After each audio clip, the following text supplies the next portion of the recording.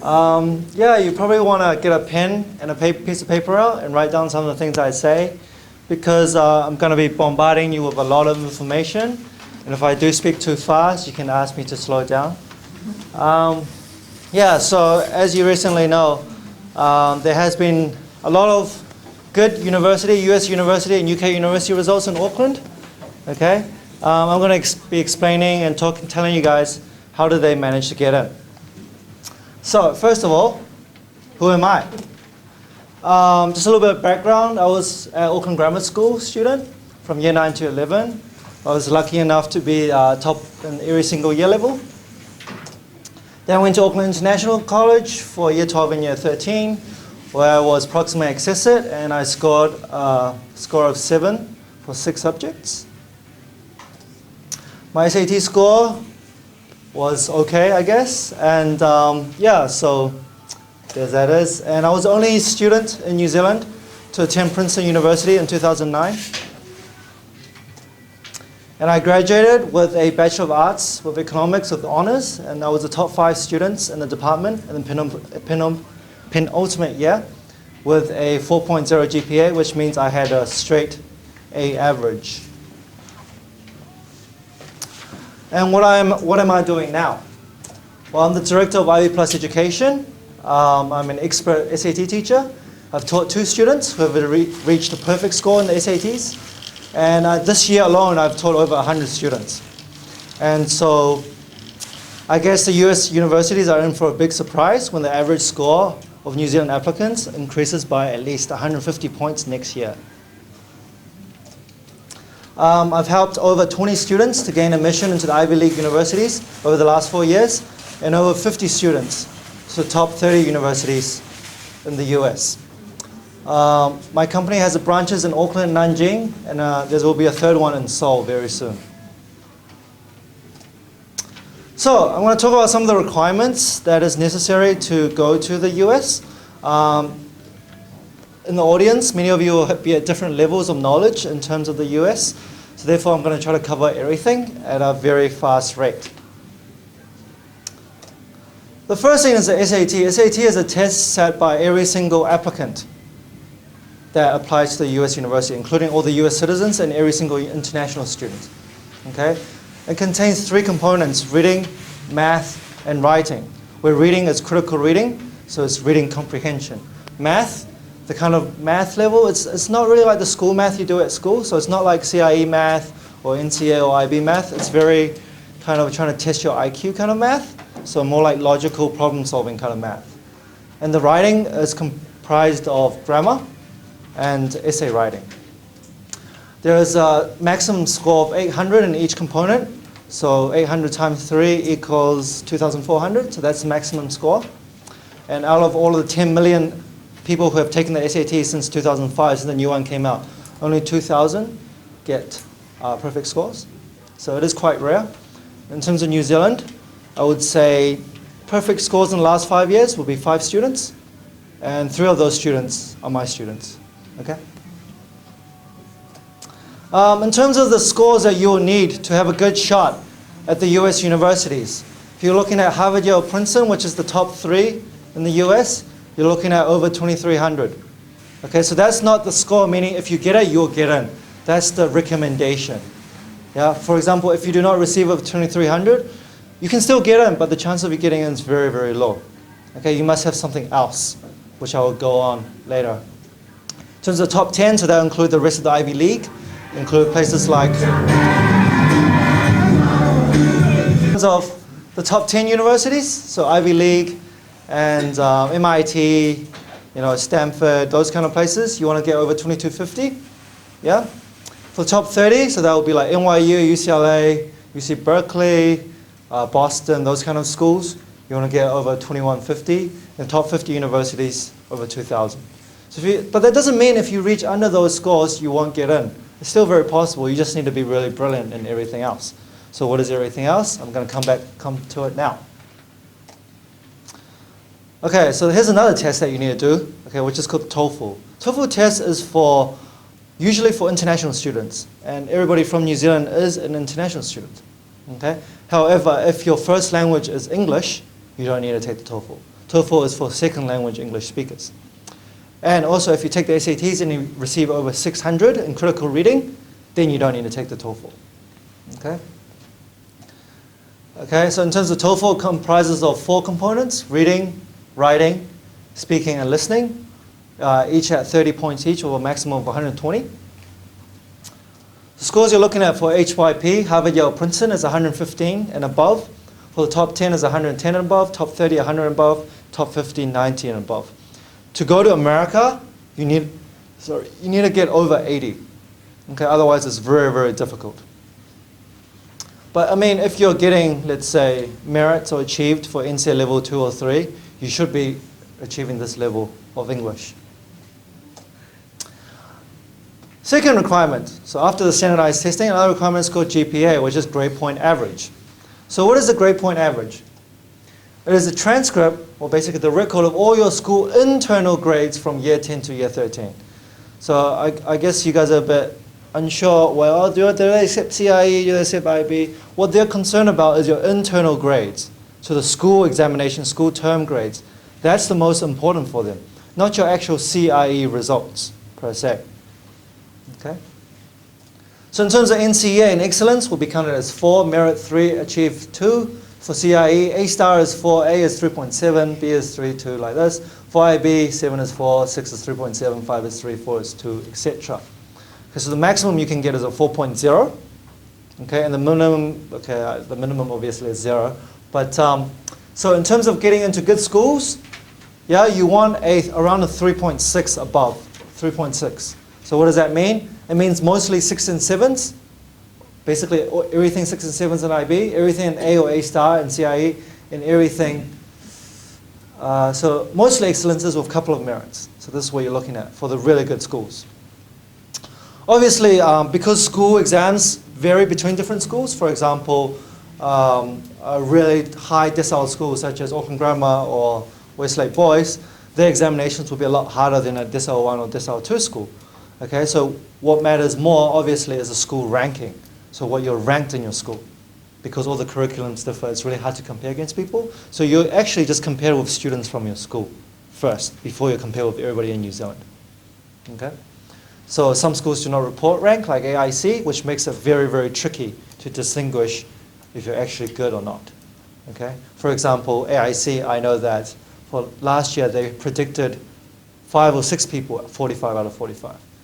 Yeah? But the chances of those 5 people all getting accepted into a university is very slim. They only probably choose 1 or 2 maximum from one school. Yeah? Especially when they choose 3 or 4 from the entire country. Yeah?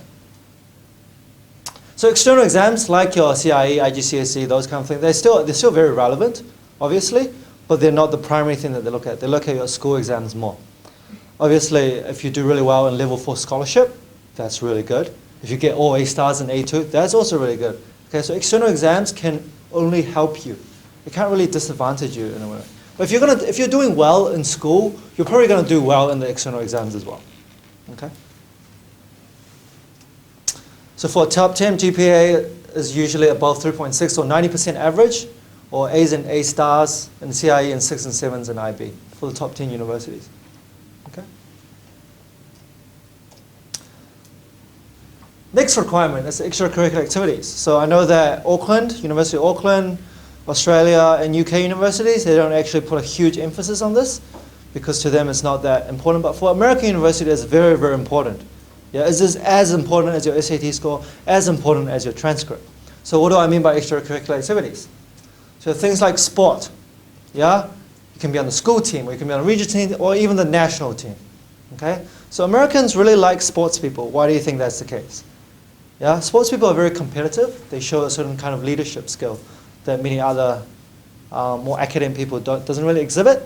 So, and the fact that if you play a sport to a national level, you can actually play that sport on the school team. Okay, and that's very beneficial for the university because the university makes a lot of money from college sport. Okay, for example, like I said before, for Harvard, Yale, Princeton, to get into it, you need an SAT score of 2300. If you're national level at a sport, you can take off 400 points from there. Okay? So, but that is national level, meaning you're the top you're in the top team in the nation for that sport, or you're the top 1, 2, or 3, or top 5 in individuals in that kind of sport. Okay? Obviously, regional level team like representing Auckland is still very, very important. Yeah, it will just be not as impressive as national level, obviously, right? And also, school team is also good, yeah, but regional and national is probably better.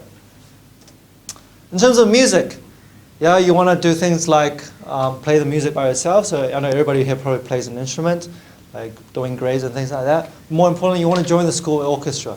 You want to help your orchestra, school orchestra, win national awards if possible. So the KGG or KBB competition, yeah, things like that. In terms of art, drama, and debate, yeah, in terms of representation, you can be on the school team, yeah, or you can be on a national team. You can represent New Zealand in debate, if that's possible, right? So these are the things that you want to aim towards. In terms of leadership, obviously school prefect is quite nice, or you can be a regional youth leader, part of the Auckland Council, or a national youth leader, so become a youth ambassador, either for World Vision, UNICEF, or something like that. Okay. And lastly, I would say it's probably the most important, is service, volunteering. American universities really like service because they feel like if someone spends a lot of time volunteering, it feels like they really care about what's happening around them and not just their own life, right? So these things will be school clubs, volunteering for Oxfam, Habitat for Humanity, those kind of things, or regional and national organizations. So for example, if you work for Trade Aid, you're the national rep for Trade Aid or anything like that. So these are the things that you want to work towards. So universities look at extracurriculars, look at SATs, look at everything holistically. Yeah, if you're really good at one thing and not so good at the other, they can compensate for each other. Yeah, you don't need to be good at everything. You just need to be really good at one thing, like really, really good. Last requirement are the essays and alumni interviews. Okay, so for the top universities, they've probably read tens, hundreds of thousands of essays. Yeah, you want to create an essay that they haven't read before, or it's kind of a structure that they have never seen before, something creative, original, and innovative. Yeah? So you have the Common Application Law essay, which is 650 words. That essay goes to every single school you apply to. Okay?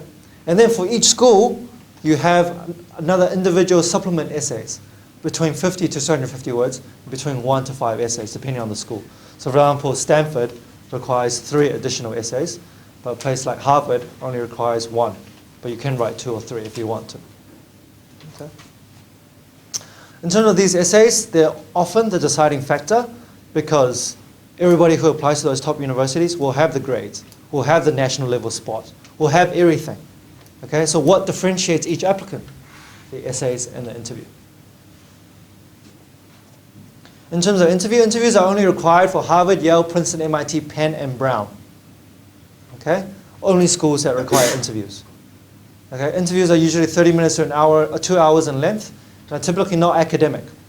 So compared with Oxford and Cambridge, which is purely academic, they will ask you things about the subject. Why are interviews for America not academic at all? Because to apply to America, you don't really need to decide on your major yet.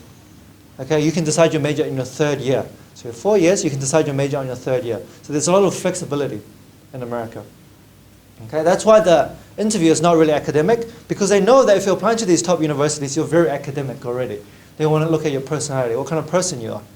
Okay, they're usually conducted by alumni, so people who graduated from the university who are currently in New Zealand. So most likely be a face-to-face, but it can also be a phone or a Skype interview as well. I personally had a phone interview with a Princeton alumni living in Invercargill. Now here's the really confusing stuff.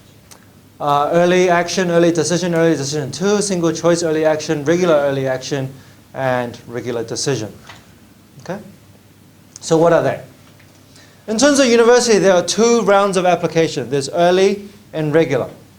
Early deadline is 1st of November, and the result, to see whether you got in or not, you know on 15th of December. Okay? So early means that it is binding, which means if you get in, you have to go. You can't apply to any other universities at all. And because that is the case, okay, early decision is easier to get in than regular decision. Because The universities are also trying to look for the top students. Yeah? So they want to get as many top students as possible, so they will accept students who they know that are definitely going to go to the university. Yeah? They don't want to lose those good students to other universities. So that's why early decision is easier to get in. But early action means you apply early, but it is not binding. So it's actually harder to get in. Okay? So in terms of early action, the acceptance rate is higher, but that is because only the smartest students will apply early action. That's why it's actually harder. In terms of this early round, it's actually not very common. Only 5 to 15% of the students apply in the early round. Yeah? So not many students apply in the early round. Only the really, really capable and really prepared students. Why? Because it is in November. And what is November, guys? It's external examination time. You'll be too busy preparing for your school exams than to apply. So only the really top students who really planned this out, instead of preparing, let's say in September, they can apply for early.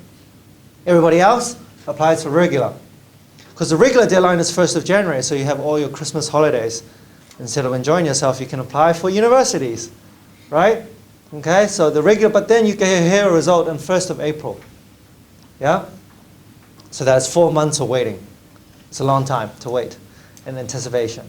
Regular decision is not binding, which means it doesn't matter. You can apply to as many schools as you want. And even if you get in, you don't have to go. And that's where 85% to 95% of the students apply to. Okay. We'll have questions at the end, so if you have any questions, just write it down. You can ask me about it at the end. Both these earlies, okay, so except for early decision, which means you have to go, all the other kind of application schemes, you have until 1st of May to reply to say whether you want to go or not. And then university starts in September. Okay? So in terms of what ED2 is, ED2, the deadline is also 1st of January, but it's almost like the ED version of regular decision, if you know what I mean. For example, you can ED somewhere, and if you don't get in, you can ED2 somewhere else. But if you get in ED2, you still have to go. Okay? In terms of SCEA, what does that mean? It's early action, which means you just apply early, but you're not binded to it, but you can only apply to one school. So Harvard, Princeton, Yale, and Stanford, they're all SCEA, meaning you can only apply to one school. Why do you think they do that? It's because, again, schools don't want to compete with each other. Yeah? You don't want the best student getting into every single school and taking up a spot there. You're making them to only apply to one school. So that's why there is a lot of strategies involved on which school to choose for early, which I will explain very soon. Okay, I think I've already explained this. Schools will only have one or the other. So a school can only have early action or early decision. Okay, so for example, Columbia, the early decision rate is 35%, but the regular decision rate is only 5%, which is lower than Harvard's. Why do you think that's the case? Because Columbia knows that if a person had to choose between Harvard and Columbia, they would choose Harvard. So what do? They force the students, to apply ED if they really want to get into Columbia. And then punishes those students who doesn't choose ED by making the acceptance rate for ID so much lower. Okay? So ED is probably the best choice for anybody who wants a good shot at the universities. Early action is harder to get in. Why is that? Because you can apply to as many as you want, and you get to know earlier, so all the best students will do that because they're not binded to a school. They don't want to be binded because they think they're really smart. But even though the rate is higher, it's actually really, really hard to get in. Okay?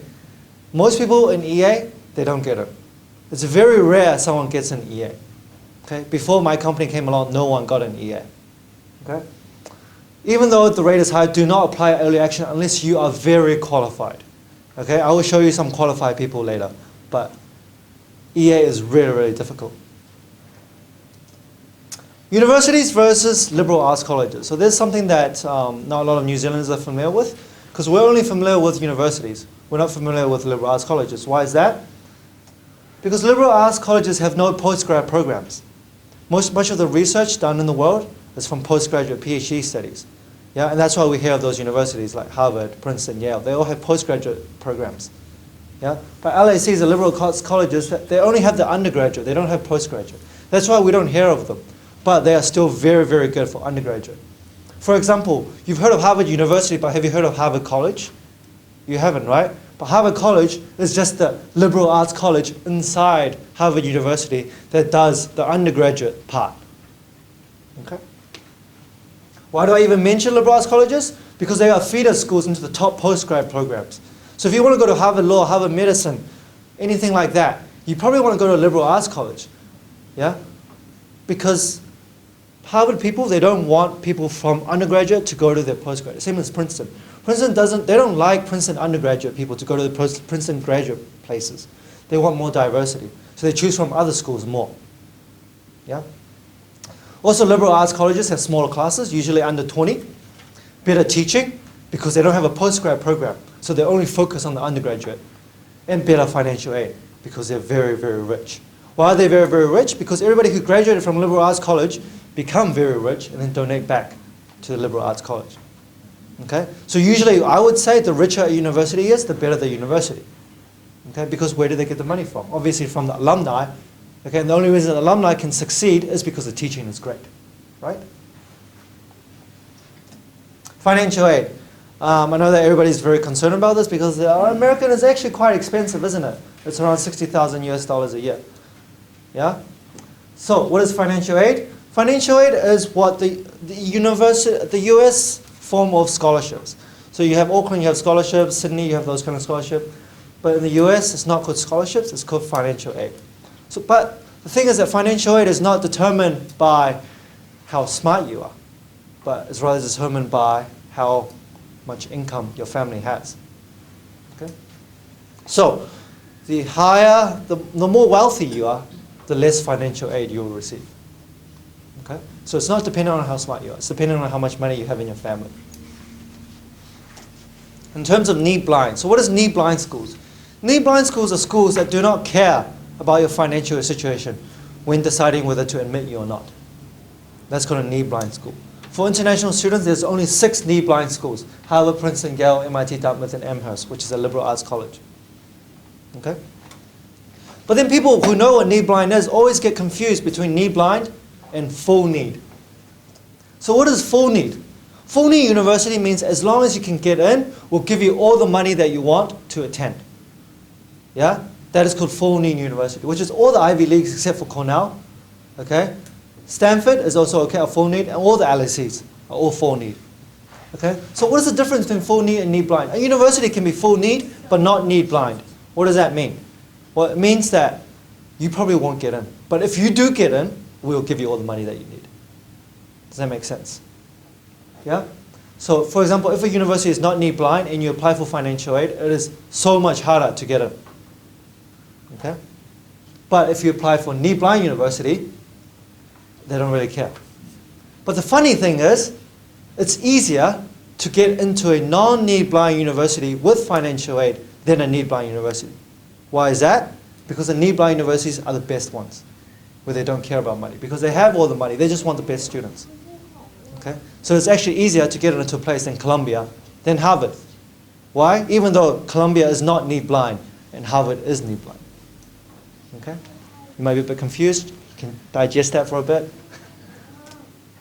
So these are need blind universities outside of America: Yale in US, NYU Abu Dhabi.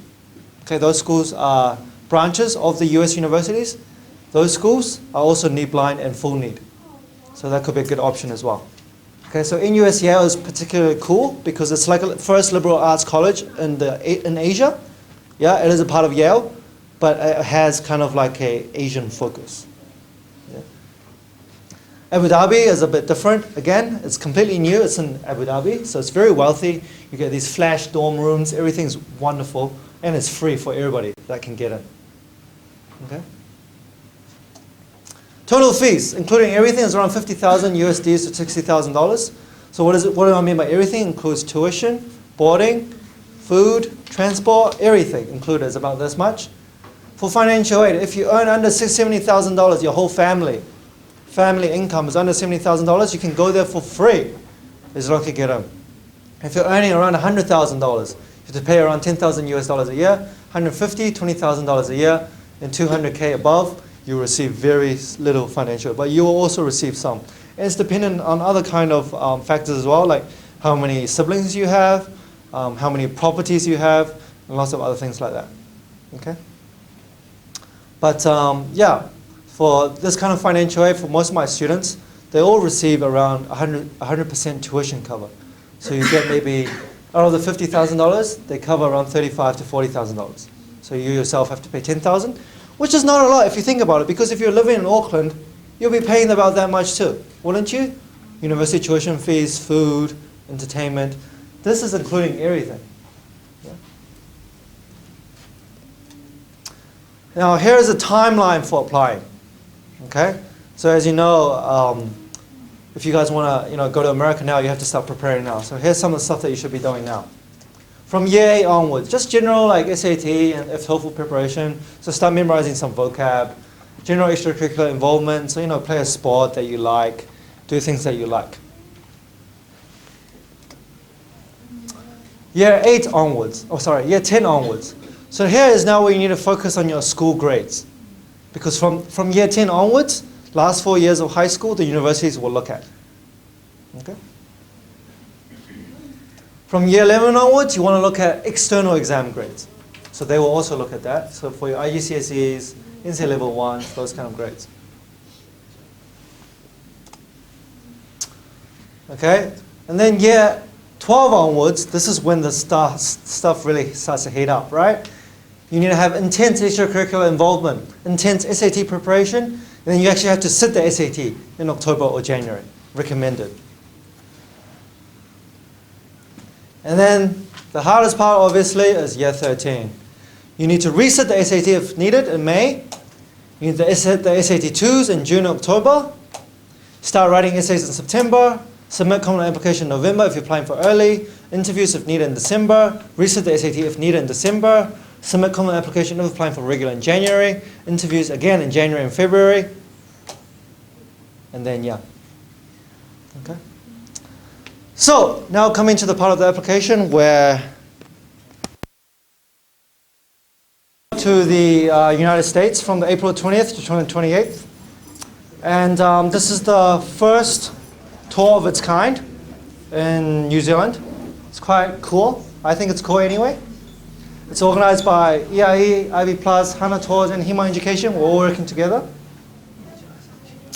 We're visiting 12 plus Ivy League schools and other universities. We have campus tours, information sessions, and you can order, listen to a lecture at Harvard or Princeton. Okay? And you'll have your personal Princeton tour guide, which is me, and Korean and Chinese translators. There'll be a university counseling evening, and you can have dinner with Columbia, NYU, Pratt alumni in New York City. And best of all, we'll be staying at 4 to 5 star hotels. So this is a tour schedule. We'll be leaving from Auckland 20th of April, then Los Angeles, Las Vegas, San Francisco, Boston, New Haven, Princeton, New York, and Auckland again. Day 1, we're going to Los Angeles, Universal Studios. That's always fun. Okay, so we arrive in the afternoon for the entire day. We go to Universal Studios. Okay. In the evening, we visit Hollywood. This is the Chinese Man Theater. This is where all the premieres of movies are. So you might even see people like Tom Cruise walking around. Then there's the Avenue of Stars, those stars on the ground. We're going to visit that too. Next day, we visit UCLA campus. It's quite beautiful. We'll have one of the alumni show you around and give you kind of information on the university if you wish to apply there. In the evening, we go to Las Vegas. We stay at Cosmopolitan Hotel and we catch a show at Wynn Las Vegas. It's called the Lee Reeve. It's the only water-based show. It's like Broadway, if you guys have seen a Broadway show in Altius Square, Wicked. But this is like a water-based one. In the evening, we'll have a university consulting session, so you can have some one-on-one time with me on what you need to do, basically, to get into the university that you want. And we'll be staying in a 5-star hotel, so it's quite nice. Day 3, we hit San Francisco. We visit Berkeley in the morning. And then afternoon, we visit Stanford. Okay. Day 4, we fly all the way to Boston, which is to the East Coast, and we visit Boston College. It's actually quite old college, and it's quite relatively easier to get into, but it's still a very nice college. In the afternoon, we go to Harvard, We can sit in on a social psychology or a history lecture. Okay, so based on what you like. Then we can visit MIT as well, which is also in Boston. In the evening, we visit the Boston Museum of Fine Arts. Day 5, we visit New Haven, which is Yale. So these were some of the students from AIC from the other tour that we organized a few years ago. Then we go to Woodbury Outlets, which is probably the cheapest place in the world to buy designer clothing. So if you guys like shopping, it'd be great.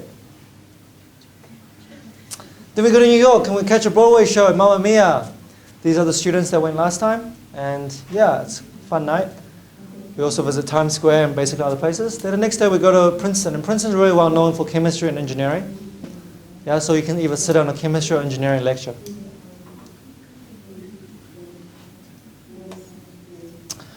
And then in the afternoon we visit Columbia, which is in New York, not that far, an hour drive away.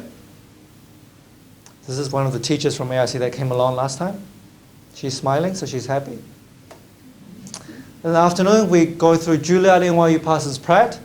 Okay, so how can we manage 4 schools in just one afternoon? It's because those schools, they don't actually have campuses. It's just a building, so we're just going to drive past and then go inside and then talk to the students there. So they don't really have campuses. Well, the other schools before they all have big campuses where we can walk around and check it out. In the evening, we visit the Empire State Building to see the night view of New York, Manhattan. In the daytime, we go to the Statue of Liberty. Some students. And if you're interested to register, it's only $7,500 compared with the other tours that's floating around 10,000.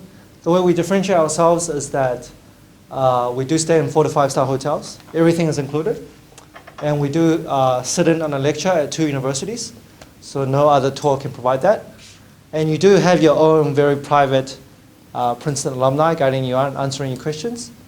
And if you're interested, please deposit $2,500 as soon as possible. You can hand in the applications to either me, James, or Michael. And you can find out more by contacting us. Thank you for listening.